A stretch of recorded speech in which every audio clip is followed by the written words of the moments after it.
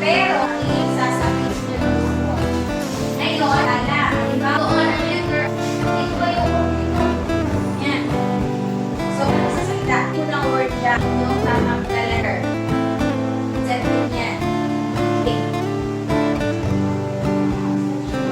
Number 1. It is a yellow fruit that is sweet and healthy. Anong word yan? Ang bawat letter. Ano yan? Is sweet? Ayun, ano kayo? Sakit or? Oo, sakit or? Okay, so, one of the action games from that. Ano yan? Ayun. Hindi na, ano yan?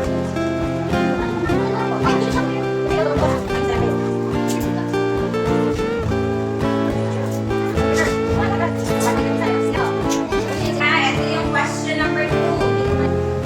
It is a power that we have to play and work.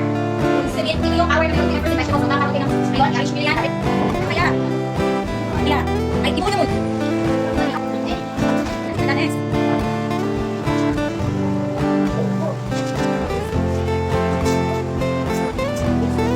Oh, now na lang. Okay, one. Tama wala yung energy. Para ng energy.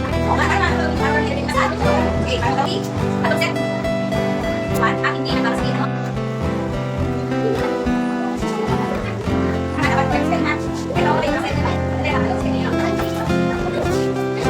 Pause your own.